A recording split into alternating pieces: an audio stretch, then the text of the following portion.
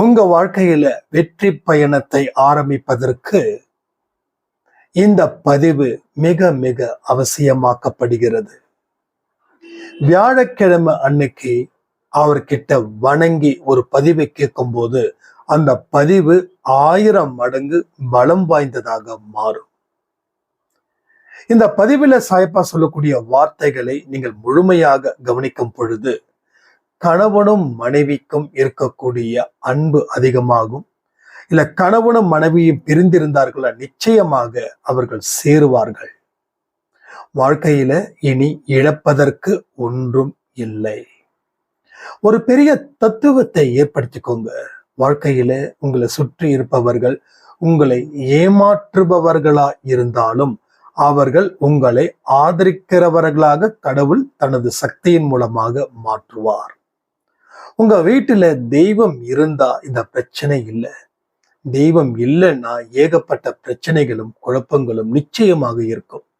ஆனா சாயப்பாவை நீங்க எப்படி அழைச்சிட்டு வரணும் அப்படின்னா, இந்த 1-2 விஷயத்த செஞ்சாவே போதும். அவரை வீட்டுக்கு கம்பீரமாக அழைத்து வந்து உங்க வாழ்க்கையில இருக்கக்கூடிய குறைகளை சரி செய்து நிறைவாக வாழ முடியும். இப்பயும் சொல்ற, சாயப்பாவை நீங்க தேடி வரல, அவர்தான் உங்களை தேடி வந்திருக்கிறார். ஏன்னா உங்க பூர்வ ஜென்மம் அப்படிப்பட்டது. உங்க புண்ணியத்தினாலே நீ பிழைப்பாய் என்ற வார்த்தை உங்களுக்கு மட்டும்தான் பொருந்தும். ஆனா அதை நாம சரி பண்ணாம அந்த பலனை அடைய முடியாது. நம்ம என்னெல்லாம் சரி பண்ணணுமோ அது எல்லாமே இந்த பதிவுல இருக்குது. ஒரு பிரார்த்தனை பண்ணிடலாமா? என் அன்பு சாயப்பாவிற்கு நன்றி. எங்கள் வாழ்க்கையில் ஏற்பட்ட குறைகளை பார்த்து கொண்டு இருக்கிறீர்கள். அந்த குறைகள் நிச்சயமாக உங்களுடைய ஆசீர்வாதத்தினால் அது அத்தனையும் சரி செய்யப்படும் என்ற நம்பிக்கை எனக்கு இருக்கிறது. உங்களை முழுவதுமாக நான் நம்புகிறேன். என்னையும் என் குடும்பத்தையும் நீர் ஆசீர்வதிக்க வேண்டும். இந்த நொடியில் கூட என் வாழ்க்கை வீணாக்கப்பட்டதே என்று கவலைகளில் அழுத முகம்தான் எனது முகம். இந்த முகம் இனியும் வாடி வதங்கக்கூடாது. ஒரு கம்பீரமான தோற்றத்துடன் நான் வாழ வேண்டும் என் வாழ்நாள் முழுவதும். அதற்கு நீ என்ன சொல்கிறாயோ அதை கேட்கும் குழந்தையாக நான் நிச்சயமாக இருப்பேன். தெய்வமே, என்னிடம் 1000 குறைகள் இல்லை, கோடி குறைகள் உண்டு. அந்த குறைகளை பெரிதாக்காமல் என் பாவத்தை மன்னித்து எனக்கு நல்ல வாழ்க்கையை நீ ஏற்படுத்தி தர வேண்டும். எங்கள் வாழ்க்கையில் நாங்கள் அத்தனையும் இழந்ததாக இந்த நிமிடம் வரை அழுது கொண்டும் புலம்பிக் கொண்டும் இருக்கிறோம். யாரை நம்புவது, யாரை நம்பாமல் இருப்பது என்ற குழப்பத்தின் படி எங்கள் வாழ்க்கையில் இதுவரை எந்த சந்தோஷமான செய்தியும் மகிழ்ச்சியான செய்தியுமே இல்லை. எங்கள் குடும்பம் வாடி வதங்கி நிற்கிறது. மன்றாடி கேட்கிறேன், எனது வீட்டில் உனது காலடி ஓசையை இந்த பதிவின் மூலமாக நான் கேட்க வேண்டும். எனக்கு தயவு செய்து அருள் கூர்ந்து என்னுடைய வேண்டுதலை ஏற்று நீ எனக்கு உனது நடமாட்டத்தின் ஒரு சத்தத்தை உணர வைக்க வேண்டும் என்று ஆவலோடு காத்திருக்கிறேன். என்னையும் என் குடும்பத்தையும் காப்பாற்றுவாயாக. அப்படி காப்பாற்ற போவதற்கு நன்றி நன்றி நன்றி. நல்ல பதிவு, பொறுமையா நிதானமா கேட்கணும், சரிங்களா? ஏன்னா வாழ்க்கையில எத்தனையோ பிரச்சனைகள் நமக்கு இருக்குது. அத்தனை பிரச்சனைகளில் இருந்தும் நாம் விலகி நின்று அதை சரி செய்து வாழ்க்கையில் உயர்ந்த இடத்துக்கு போகணுன்ற ஆசை நமக்கு எல்லாருக்கும் இருக்குல்ல. அதற்கு தகுந்தது போலதான் இந்த பதிவு சாயப்பாவினால் உருவாக்கப்பட்டது. முழு மனதோடு கேளுங்கள். சாயிரா, என் உயிரின் உயிரானவர்களே, ரொம்ப அற்புதமான ஒரு வாழ்க்கையை சாயப்பா எனக்கு கொடுத்திருக்கிறாரு.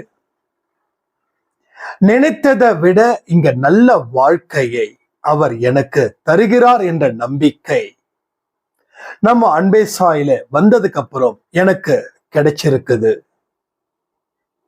நான் தெய்வத்துக்கு எல்லாம் கோடான கோடி நன்றிகளை சொல்லிக்கிற. அதே போல அன்பே சாய் குடும்பத்துல இருக்கிற என்னுடைய சொந்தங்களுக்கும் நான் மனப்பூர்வமா நன்றிகளை சொல்றேன் அப்படின்னு ஒரு சாய்ராம் சொல்லியிருந்தாங்க. சாரி. சோ தேவைகளை அறிந்து கொண்டு வாழ்க்கையை நமக்கு அதுல ஒரு சராசரியான வெற்றியை கொடுத்து அந்த வெற்றியின் மூலமாக ஒரு பெரிய வெற்றியை அவர் தருகிறார். ஒரு சாய்ராம் கேட்டாங்க, சாயப்பா கிட்ட என்ன பேசுவீங்க, எப்படி பேசுவீங்க? ஏன்னா இவ்வளவு பதிவுகள் நீங்க தருவதாக இருந்தால் நிச்சயமாக ஏதாவது ஒரு காரணமோ இல்ல ஒரு அனுபவமோ இல்ல ஏதாவது ஒண்ணு இருக்குமே, அது என்ன நாங்க தெரிஞ்சுக்கணும் அப்படின்னாங்க. ஒன்னே ஒண்ணுதான், மனசை தூய்மைப்படுத்துங்க, தெய்வத்தை உள்ள வையுங்க, தெய்வம் உள்ள இருக்குதுன்னு நினைச்சு வாழுங்க, அதன்படி செயல்படுங்க, அவ்வளவுதான், வேற ஒண்ணுமே இல்லை. இங்க எத்தனையோ பேர் அடிக்கடி ஷீரடி போறவங்க இருக்கீங்க, அடிக்கடி புனித ஸ்தலம் போறவங்க இருக்கீங்க. ஆனா நான் இதுவரைக்கும் புனித ஸ்தலம் அப்படின்னு எந்த இடத்துக்கும் போனது இல்லை. ஒரே ஒரு தடவை நம்ம அன்பே சாய் ஃபேமிலி, அதாவது முன்னாடி சாய் ஃபேமிலின்னு இருந்தது, நம்ம யூடியூப் ஃபேமிலியை உருவாக்குறதுக்கு முன்னாடி சொல்றேன். அப்போ நாங்க போனோம் ஒரு 20-25 பேர் போனோம், அவ்வளவுதான். இப்ப வரைக்கும் எனக்கு ஷீரடிக்கு போகணும் அப்படின்ற ஒரு எண்ணமே இல்லை. எனது இருப்பிடமே ஷீரடியாக இருப்பதினால் நான் ஷீரடிக்கு போக வேண்டிய அவசியம் இல்லை. அதுக்காக ஷீரடியை போயிட்டு வந்தவங்க எல்லாம் குறை சொல்ல நினைக்க வேண்டாம், தயவு செய்து. அது ஒரு பெரிய வாய்ப்பு, நான் நிச்சயமா இல்லைன்னு சொல்ல மாட்டேன். எனக்கு கடவுள் அந்த வாய்ப்பை வழங்கலை அப்படின்னு கூட நீங்க வச்சுக்கலாம். ஆனாலும் என் உள் மனசு ஒரு மிகப்பெரிய ஷீரடியா இருக்கு, நமது வீடு ஒரு ஷீரடியா இருக்கு. நீங்க எல்லாருமே ஷீரடியில இருக்கக்கூடியவர்களா இருக்கீங்க. உங்க கூட தினந்தோறும் நான் பேசும்போது ஒரு ஷீரடியில இருப்பது போல நான் ஃபீல் பண்ணுறேன். அப்போ தெய்வத்தை உள்ள வைத்து நீ செயல்படு, அதை என்றும் எப்பொழுதும் நீ மறக்க கூடாது. அதை நம்ம மறந்துட்டோம் அப்படின்னா அப்ப தெய்வம் செயல்படாது. நம்ம மனசுல இருக்கக்கூடிய பேய்களும் பிசாசுகளும் சாத்தான் கூட்டங்களும் செயல்படும். யாரு செயல்படணும்னு முடிவு பண்ண அதன்படி யாரு செயல்பட வைக்கணுமோ அவங்க என்ன சொன்னாங்களோ அத நாம தினந்தோறும் ஒரு நொடி பொழுதும் செய்யும் பொழுது அந்த தெய்வத்தின் தன்மையை நாம் அடைய முடியும். இதுதான் நாம தெரிஞ்சுக்க வேண்டிய மிகப்பெரிய பாடம் அன்பே சாயில. அதே போல ஒரு சாய்ராம் சொன்னாங்க, அண்ணா நிச்சயமா சொல்றேன், என்னால முடியல, வலி ரொம்ப அதிகமா இருக்கு, என்னுடைய வேண்டுதலை அவர் கேட்கிறாரா கேட்கலையா, எனக்கு கோபமா வருது. நேத்து நான் சாயப்பாவோட போட்டோவை போட்டு தேங்காய் உடைக்கிறது போல உடைச்சிட்டேன், மனசு இப்போ வரைக்கும் எனக்கு கஷ்டமா இருக்கு, நான் ஏன் இப்படி செய்யணும் அப்படின்னு. இதனால கடவுள் என்னை தண்டிப்பாரா? சத்தியமா இல்லை, தண்டிக்க மாட்டாரு. கோபப்படக்கூடிய உரிமை யாருக்கு இருக்குதுன்னா உங்களுக்கு தான் இருக்குது. எல்லோருக்கும் அந்த உரிமை அவர் கொடுக்கல. நீங்க போட்டோவை உடைங்க, அவரோட செலவு உடைங்க, இல்ல அவர் நேரடியா வந்தா கூட அடிங்க, உங்களை எந்த காரணத்தை கொண்டும் அவர் தண்டிக்க போவது இல்லை. ஏனென்றால் அவர் உங்களுக்கு தெய்வம் மட்டும் இல்லை, உங்களுடைய அம்மாவா அப்பாவா, அதாவது தாயுமா தந்தையுமா குருவுமா இருந்து வழி நடத்துபவர். அதனால அவர் எந்த காரணத்தை கொண்டும் உங்க மேல கோபப்படுவதற்கு வாய்ப்பு இல்லை, வாய்ப்பே வராது. நீங்க ஏன் இவ்வளவு ஸ்ட்ரெஸ்ஸா இருக்கீங்கன்றத பாருங்க. நீங்க போட்டோ உடைக்கிறதால அவருடைய சக்தியை அழிக்க முடியாது. ஏன்னா அவர் சக்தி அப்பாற்பட்டது, அதை சொல்ல விவரிக்க முடியாத வார்த்தைகள் அவருடைய சக்தி, அவருடைய பலம். இப்போ நீங்க எவ்வளவு ஸ்ட்ரெஸ்ஸா இருந்தீங்கன்னா என்ன ஆகுறது கொஞ்சம் யோசிச்சு பார்க்கணும்ல. ஆனா ஜஸ்ட் ஒரு சாரி கேட்டுட்டு எகைன் ஒரு நல்ல சாய்ப்பா போட்டோ வாங்கி வீட்டுல வந்து வைங்க, எல்லாமே ரொம்ப ரொம்ப ரொம்ப சிறப்பா இருக்கும். அதே போல தேன்மொழி சாய்ராம் அவங்கள பத்தி நம்ம சொல்லணும். காஞ்சிபுரத்துல இருக்காங்க. ரொம்ப ரொம்ப நன்றிகளை நான் சொல்லணும். ஏன்னா அன்பே சாயப்பா போட்டோ அனுப்புங்க, நான் இன்னும் ஒரு 50-60 பேருக்கு நான் பிரிண்ட் எடுத்து கொடுக்கணும் அப்படின்னாங்க. ரொம்ப ரொம்ப ஹாப்பிமா, ரொம்ப சந்தோஷம். ஏன்னா இப்படிப்பட்ட ஒரு ஷேர் அது நம்ம செய்யும் போது குடும்பத்துல நாம பல விதத்திலையும் பலமடைய முடியும். கடவுளோட வார்த்தைகளை நீங்க ஒவ்வொரு இடத்துலையும் சேர்க்கும் பொழுது அதற்குரிய பலனை நீ அனுபவிப்பாய். கலியுகத்துல ஒவ்வொரு மனுஷனுக்கும் ஒவ்வொரு வேலைகளை கடவுள் கொடுத்திருக்கிறார். சில பேருக்கு கோயில் கட்டுறது, சில பேருக்கு உதவி செய்யறது, சில பேருக்கு கடவுளை பத்தி பேசுறது. இதோ இப்ப நான் பேசிட்டு இருக்கேன் பாருங்க, எனக்கு இந்த வேலை கொடுத்துருக்காங்க. சோ உங்களுக்கும் கண்டிப்பா வேலை கொடுப்பாங்க. சோ நீங்க அன்பே சாயில செய்யக்கூடிய உதவிகள், ஒவ்வொரு மாசமும் சாப்பாடு வாங்கி தரக்கூடிய அந்த பண்பு, அந்த இரக்கம் சான்ஸே இல்லை. சோ இது தொடரணும், வாழ்க்கை ஃபுல்லா இது தொடரணும். ஸோ இந்த மாசம் முடிய போது யாராவது சாப்பாடு வாங்கி கொடுக்கல அப்படின்னா நிச்சயமா வாங்கி கொடுங்க. இது வரைக்கும் 62 பேர் நம்ம அன்பே சாயப்பா அந்த அன்னதானம் கொடுத்துருக்காங்க. பலர் வேறு ட்ரஸ்டுக்காகவும், சிலர் நேரடியாகவும், சிலர் நம்மளுடைய கூகுள் பே நம்பர்ல கொடுத்துருக்காங்க. நாமளும் கிட்டத்தட்ட ஒரு 75% செலவழிச்சிட்டோம். இன்னும் 25% தான் இருக்கு. அது நெக்ஸ்ட் வீக் ஒரு டொனேட் பண்ணலாம்னு சொல்லி முடிவு பண்ணியிருக்கோம். என்னைக்குமே உதவிகள் செய்வதை ஒரு பொழுதும் நிறுத்தக்கூடாது. ஏன்னா கடவுள் உன் மனதை அறிவார், மனதை அறிந்து கொண்டிருக்கிறார். 4 பேருக்கு உதவி செய். அது சொல்லாலேயோ பொருளாலேயோ, நீ கொடுக்கக்கூடிய தைரியத்தினாலேயோ அதுவும் ஒரு உதவிதான். நீ கொடுக்கக்கூடிய பொருளினாலேயோ அதுவும் ஒரு உதவிதான். ஸோ இந்த உதவி பெருசா அந்த உதவி பெருசாலாம் இல்லை. நாம் செய்யக்கூடிய உதவிகள் எந்த அளவுக்கு அவர்களை சென்றடைகிறதுன்றதை பொறுத்து. அப்ப சென்றடையலைன்னா லாபமே இல்லையா? அப்படிலாம் கிடையாது, எல்லாமே இருக்கு.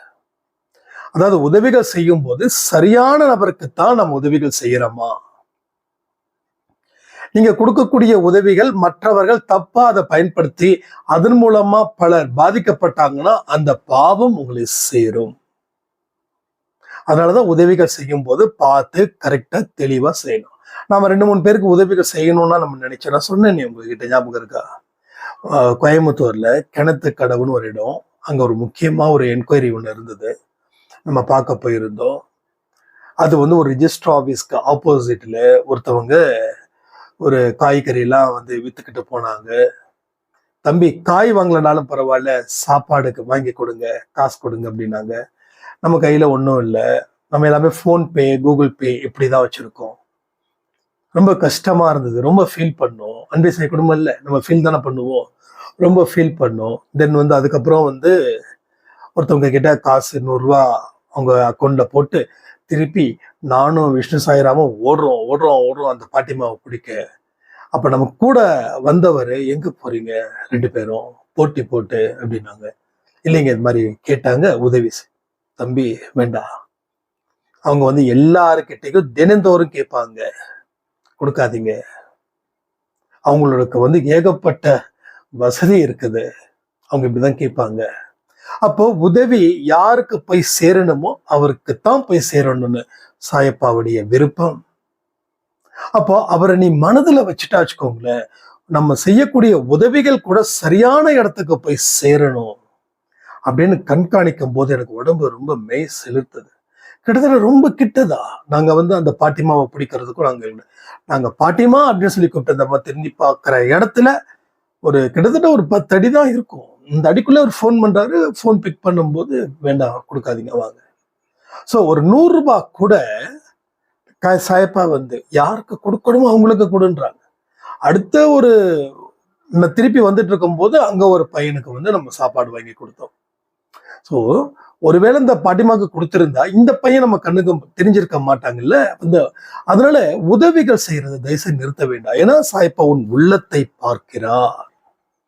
உன் உள்ளத்தின் மூலமாக அவர் நிறைய வார்த்தைகளை சொல்லிக் கொண்டே இருப்பார். நம்ம வாழ்க்கையில துன்பமானாலும் சரி, மகனே நீ கவலைப்படாத, மகளே நீ கவலைப்படாத, எந்த இடத்திலையும் நான் உன்னை விட்டு விலகுவதும் இல்லை, உன்னை கைவிடுவதும் இல்லை. பைபிள்ல இருக்கக்கூடிய சேம் வேர்ட்ஸ் தான். ஏன் நம்ம சாய்பா பேசக்கூடாதா? எல்லா தெய்வமும் ஒன்றுதானே.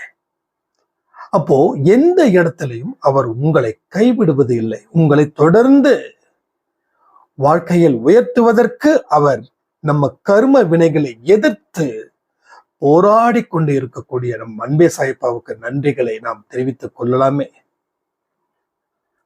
சோ வாழ்க்கை சாதனை படைக்கணும், வாழ்க்கை வரலாற்று மிக்கதாக மாற்ற வேண்டும்.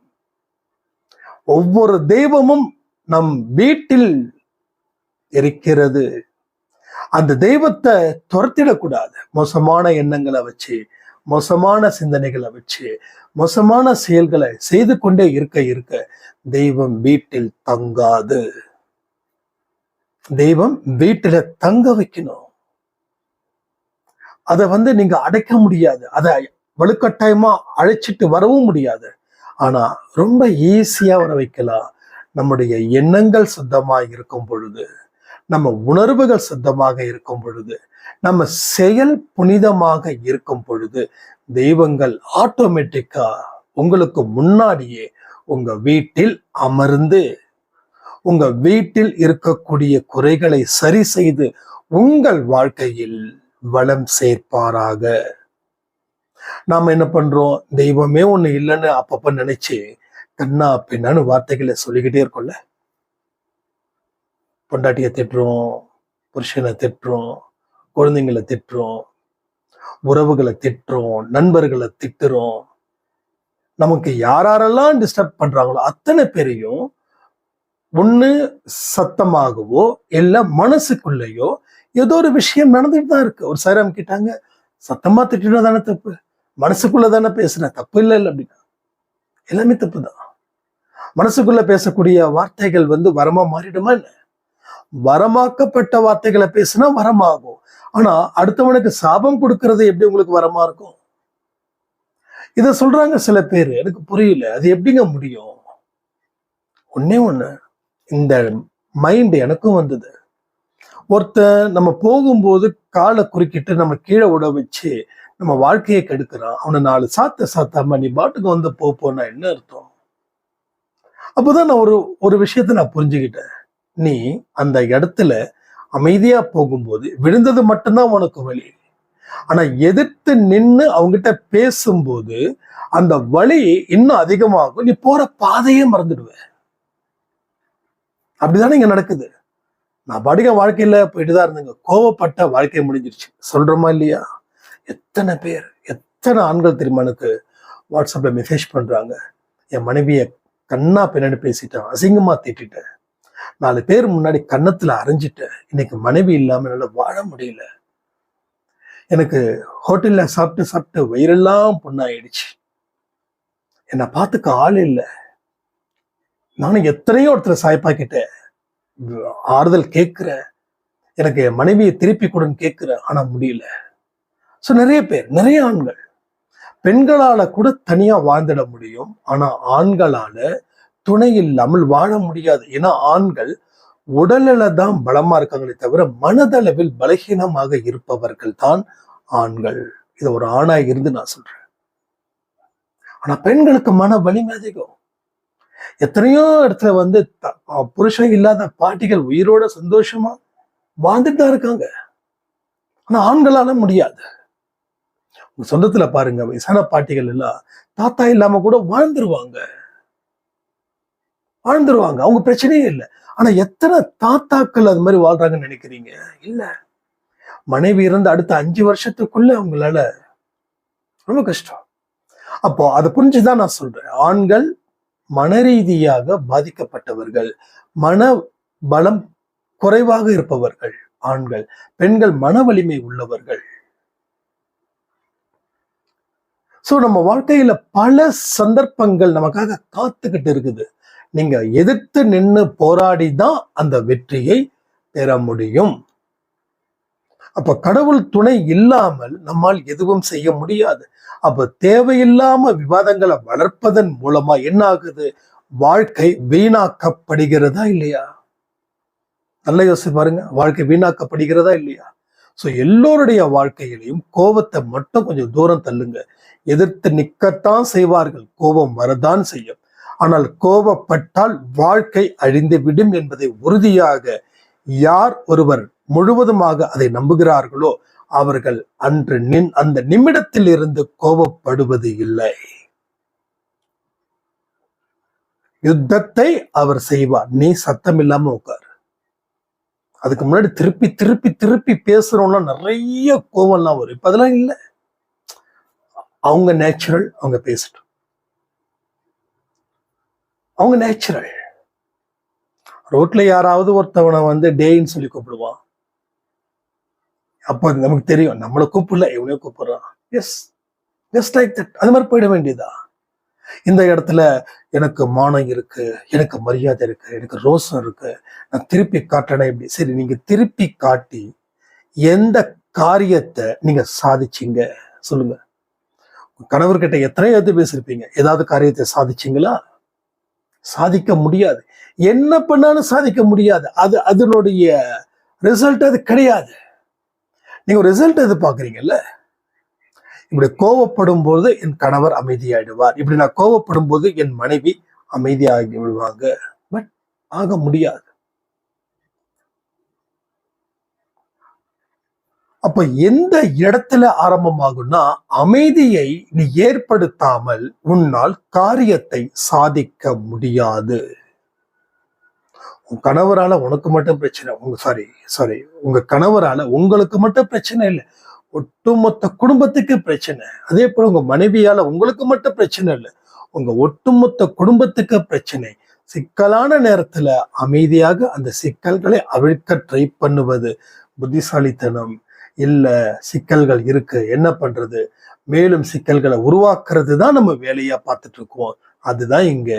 அன்னைக்கு இருந்த சிக்கல்களை அகற்றாமல் அதை இன்னும் மேலும் எமோஷனலா ஒரு விஷயத்தை ஏற்படுத்தி நாம் மீண்டும் மீண்டும் மீண்டும் சிக்கல் என்ற தாக்குதல்களை தொடர்ந்து நடத்தினதால அந்த தாக்குதல் நம்மிடமே சேர்ந்தது. அதன் மூலமாக வாழ்க்கையில் நாம் பல இடத்தில் தோல்விகளை சந்தித்த ஒரு மனிதராக வாழ்ந்து கொண்டு உள்ளோம். இந்த எல்லாம் சரி பண்ணுங்க, வாழ்க்கைய நாம சாதிக்கலாம்னு சொல்லி இந்த பதிவை நான் முடிக்கிறேன். ஜெய் சாய்ராம்.